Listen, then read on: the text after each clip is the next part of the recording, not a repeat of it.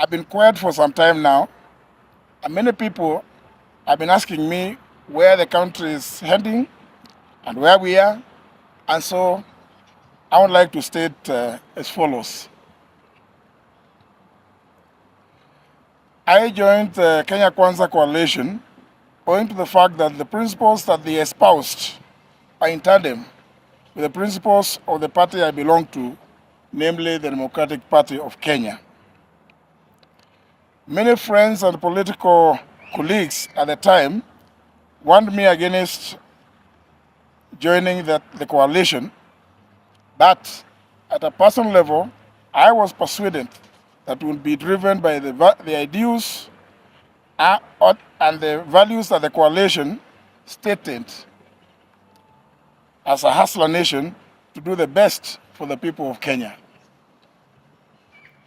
One of the things we had accused the past regimes of was the existence of disappearances and extrajudicial killings of Kenyans, and we vowed that we would never, at our watch, condone or allow such.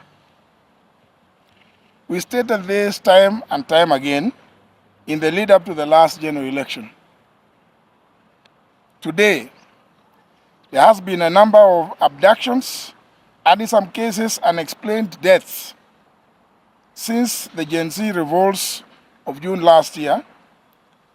And it is unfortunate as most of the people being abducted and or killed are our youth, leaving the parents, relatives, and friends, other family members in a state of confusion and loss. I have personally suffered as my son was abducted and disappeared, and I was not sure whether he was alive or dead, making us anxious and leaving me and my wife and the rest of the family in turmoil.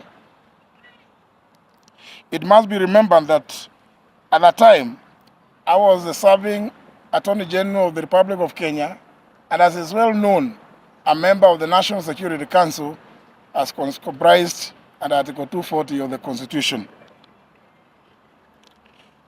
Despite making several requests, I was unable to trace my son, and I made demands to all the levels of the security apparatus of the country. Now, more than 6 months later, after that ordeal and the release of my son by unknown forces, he has not been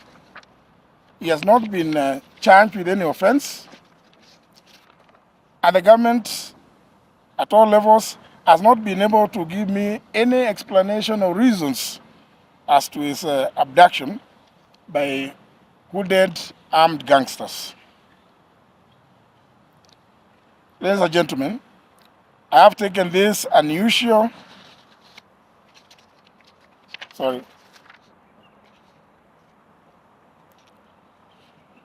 The security sector has said that they are not involved in the abductions, but interestingly, they have failed to stop them as they are happening in full public glare.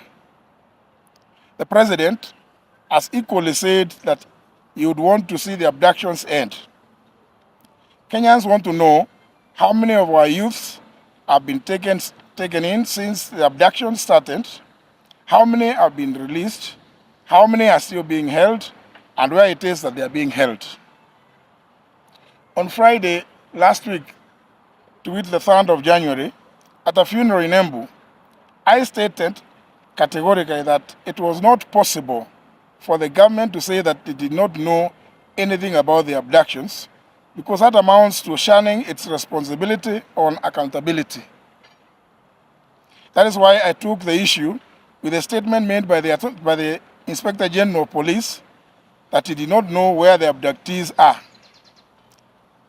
In my view, the government cannot be excused for abdicating its duty of protecting the lives and property of the people of Kenya. I note that after my statement in Embu on Friday last week, a number of the youths that had been abducted and held incommunicado have been released. But from the reports that we see every day, there are still many that are still being held. The cardinal duty of the state and the government is to protect the lives and livelihood of its citizens and cannot claim to be unaware of such serious breaches of the rights of Kenyans to live free from wrongful confinement and the violation of their inalienable right to life.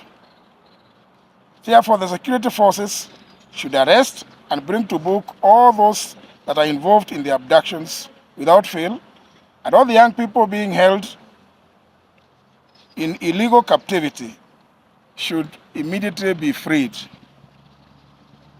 I'm fully aware of the doctrine of collective responsibility of cabinet. But since I'm also a victim of the abductions and serving in this government, I've not gotten any answers as to why my son was abducted, held incommunicado, and nobody gave any reasons for that abduction. I have taken this unusual step so that the matter of abductions and or extrajudicial activities being committed by whomever can now be honestly and robustly debated in the country with a view to finding a lasting solution to this scourge, which, if left unchecked, has the potential to plunge the country into chaos and anarchy. We cannot live in fear in a democratic country. Let Kenyans be. I thank you, ladies and gentlemen. Yes, Abdulkadir.